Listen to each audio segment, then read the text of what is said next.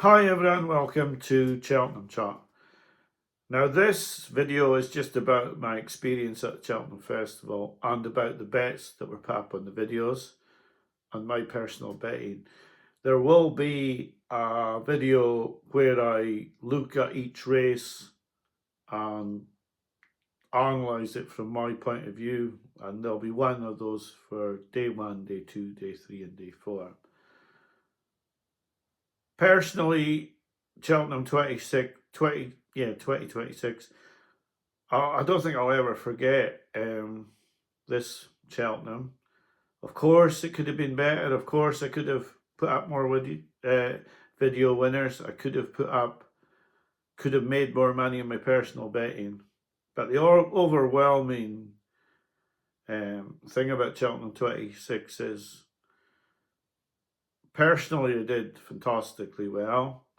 The video bets made a profit, and I was absolutely overwhelmed by the amount of people who spoke to me, who wanted to say hello, that were viewers of the channel. And my friend, I think I can sum it up quite quickly. And my friend and his son, my friend said to me after the first person spoke to me in Bristol Parkway, "Oh, that must be your viewer." And yeah, little did we know quite what was about to happen, with so many people stopping to chat and speak. And the other thing to say is that my friend's son said to me at breakfast on the Wednesday, "Have you done well so far?" And I said, "If King Roscoe Gray wins the first today, I may as well go home because I'm not sure it can get any better." Now, he did win, and it could have got better, and it got a little bit better, but not mega better. But this is a roller coaster where the bookmakers are bragging about winning on all 4 days. And thankfully, I can say, out of my personal betting, they didn't win it from me, and from the video bets, they didn't win it from us. And that gives me a lot of pride.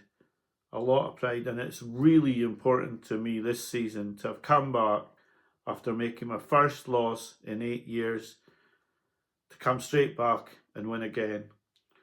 It may not be a massive profit, but we were really, really unlucky not to make a really big profit this season.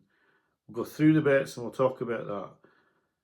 But there were good bets, a lot of good bets in the 14.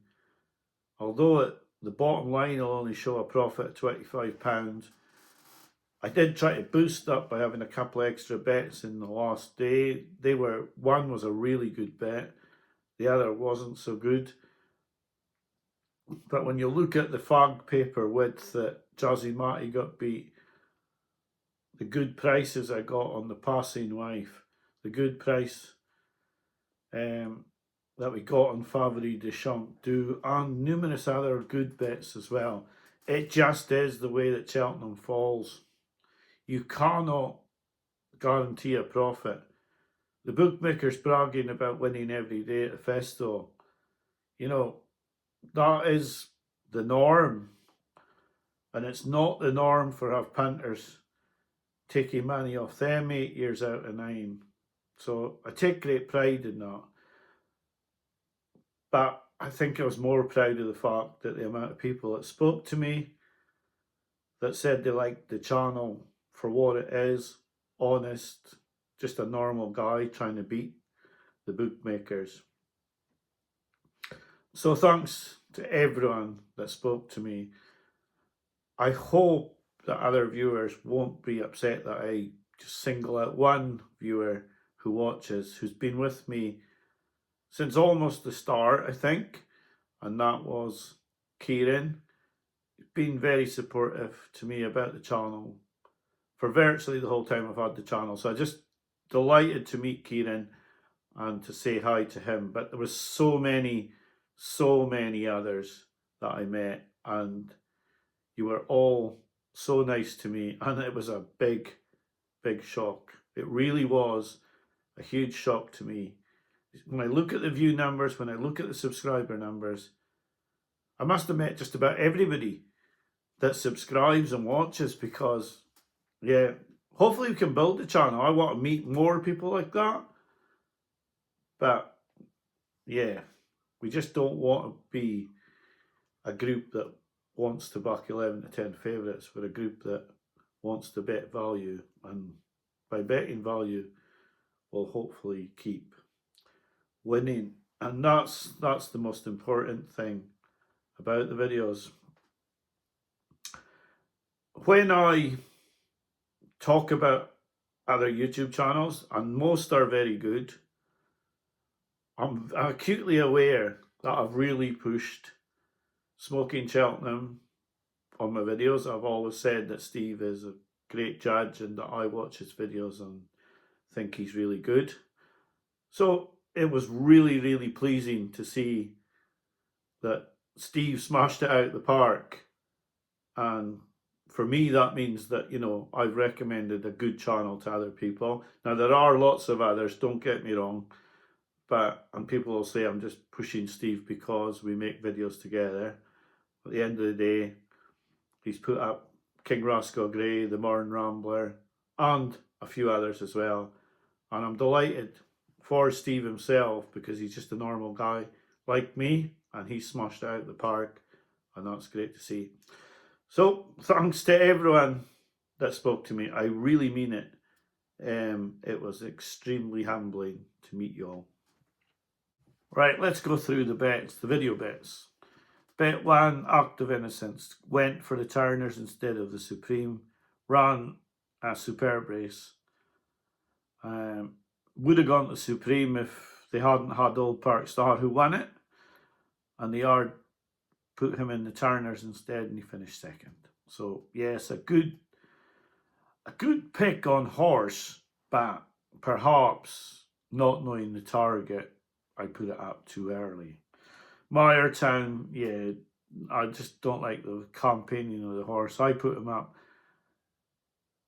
fully in the thought that he wouldn't run again until the festival, and then they ran him in stinking ground at Haydock. He didn't stay, and he probably lost his race there.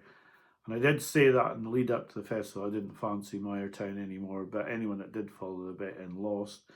Favre de Champdou, a great bet at 9-1, went clear with final orders, and giving a lot of weight to final orders, he just couldn't pick him up and up the hill.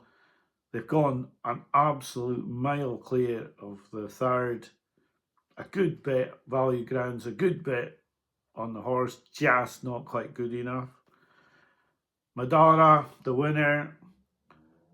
Yeah, you could call it the winner. Long, long way from home. And I admit to being in the stands going, don't fall, don't fall. I was that confident that he would win if he got round. I know the way you're thinking. I know how most people are thinking, that this was a terrible bet. I thought he ran well. He jumped out to the right. He'd have never, ever, ever beaten Gaelic Warrior the way he ran on the day. I'm not sure he'd been far off Jungle Bay if Gaelic Warrior hadn't been in the race, though. I think he would have run to the line. I think Walsh sort of accepted his fate when he knew he couldn't catch the leader. But the loss of the ground jumping right, they'll need to iron that out, but lost quite a lot of ground doing it. I know I got slated for this bet. I think it was a reasonably good bet. He just wasn't good enough to beat Gaelic Warrior, but I'm not convinced he wouldn't have been second. But for the jumping right, continually. And I think that's just something that the yard need to work on. He does seem to be feeling something that's causing him to go that way. Kopic, to me, didn't get a good start from a standing start. I think this horse will win a big race, but he didn't win this big race. And although he was panted and we got a good price, we didn't really get a good run. The Passing Wife was put up for the pipe. He was taken out the pipe and supplemented for the Bartlett. I think his mark in the pipe, he'd have been hard to beat off. In the Bartlett, maybe should not say what I really think. I would hope that Donahue would want the right back, which means that I'm right. Maybe he just wasn't quite good enough, but for me, he made his ground up too quickly between the third loss and the last, and had nothing less left. I part of me feels he should have won, but hey, I may be wrong. Maybe the other horse just flew. The other horse did fly, but I just wonder if the passing wife had been held on to a bit longer, if he could have held on. Slade Steel. This is a horse I wanted to back all season for my videos, and I did back him, and he just wasn't as good as I thought. His jumping was not very slick. He just wasn't as good as I thought. Yeah, you could say it's a poor bet. He was 8-1 into fives. Just wasn't as good as I thought. I'll probably call it a poor bet, but he was one that I was intent on backing on the videos. Double, Lossy and McClory. And a double, Lossy and Jazzy Marty. Now this was those two bets, or Lossy and Gaelic Warrior to cover the gold cap. But I went with the two bets, trying to cover the plate and Jazzy Marty.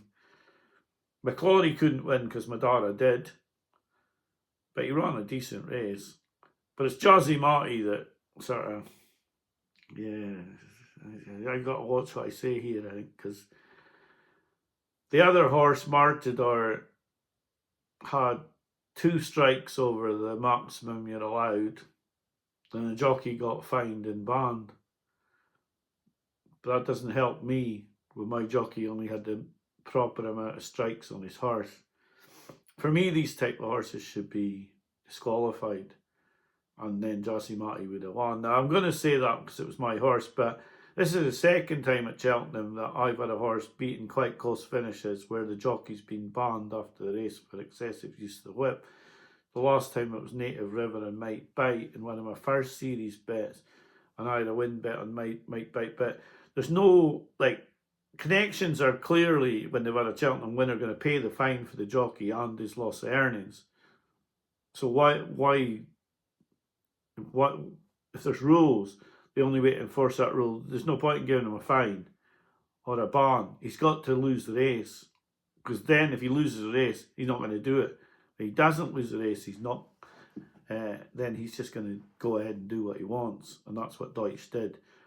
Nothing against connections, but this horse should have been disqualified, really.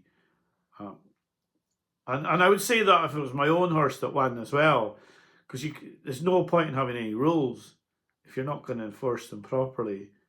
If the horse is over, then it should be disqualified because it's gained an unfair advantage. And there's no point in saying, no, the horse gained an advantage, but we're not going to punish the horse, we're only going to punish the jockey, because the horse wouldn't have won but for the 2 extra strikes. And especially not in that close a finish. Yeah, enough. Bold Endeavour. Yeah, it was a good value bet. It wasn't good enough. Supremely West was far the best horse in the race. I sort of, in truth, probably knew that, but I was never going to go in at 4-1. When I'm placing value bets, I can't, no matter how far it wins by, say that 4-1 was value on Supremely West. You look in hindsight and you say yes, but at the same time we backed Madara at 12s. And he's won as easy as Supremely West. Bold Endeavour finished 7th. On the final day, I had quite a bit of the bank to play with. Placed 2 bets. Joyous, 10-1. Went off 10-1. Finished 3rd. Slowly ran race. He was too far out the back. He's run on better than most, but not good enough. Not run on well enough, because when they go 28, 29 mile an hour and you're sat in 10th or 12th, you're simply not going to pick the leaders up. You have to be sitting right on them to be able to pick them up, and he wasn't. And yeah, disappointing. Not a bad ran for my money, but no pickup, and probably jockey error to be so far back. King's Back's £25 to win. Shocker of a run. I was just trying to cover the Passing Wife with the Bromhead horse who had a good record in the race, but it turns out that his other one was the horse, and that was Fruit de Mer, but it only finished second. Whether I was on Fruit de Mer or King's Backs, it wouldn't have mattered. Neither of them won, and it would have probably been even more galling to finish second on Fruit de Mer and third on Passing Wife and get beat by an outsider than it was being on King's Backs. So we placed £405 and we returned 430. So happy days on videos, although it could have been a lot better. Massive happy days on my own personal betting though. I should, oh well, there's no point in I should have done this and I should have done that, because shoulda, woulda, coulda, didn't. But I think from the joint videos that we did, I could not have been clearer that I fancy King Rascal Grey. And on my own daily preview, I also put up King Rascal Grey. So anyone that was wanting to know what I felt must have known I fancied King Rascal Grey. The honest truth about King Rascal Grey is that I fancied it after Limerick, backed it in any race markets, sort of got a little bit of a word that he might be going to the Turners, backed him for that as well. Was going to put him up on the videos after the DRF, but he got beaten. And then that put a lot of doubt in my mind. And although I had a big bet on him from before the DRF, I just let that run, and he's eventually given me a big lift on the day, but he wasn't on the videos, sadly. But my personal betting's done well. The video bets have still won, and like I keep coming back to, so many people lost over the week. So I'll be back during the week to review all the races at Cheltenham.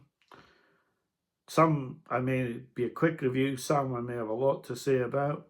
I hope to do entry videos this year, and we'll put some selections up for that. I don't think I'll use a bank. I'm not even convinced I'll use a bank again at Cheltenham.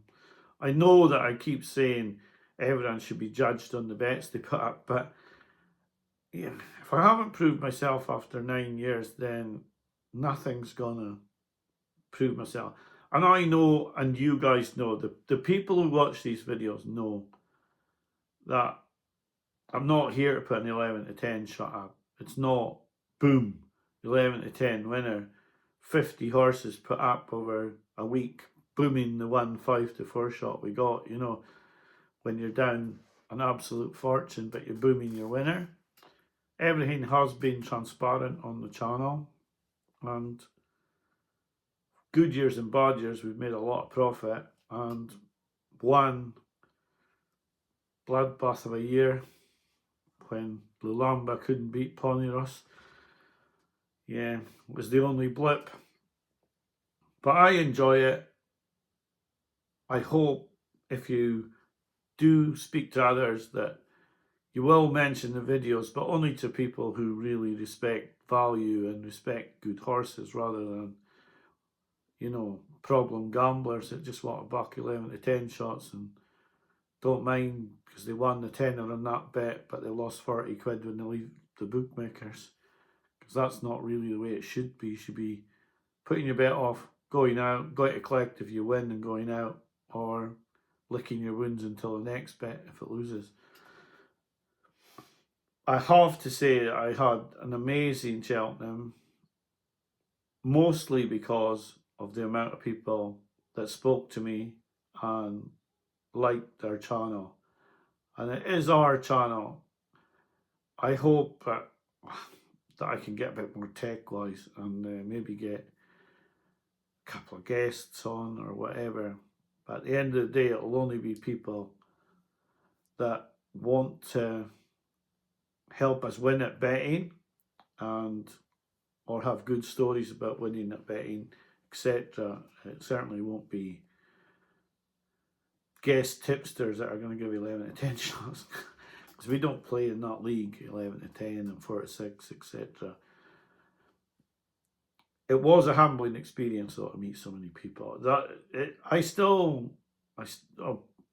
Probably even next 2 weeks, I still won't believe the amount of people I met at Cheltenham who spoke and watched the channel. So yeah, I hope you've enjoyed the video today.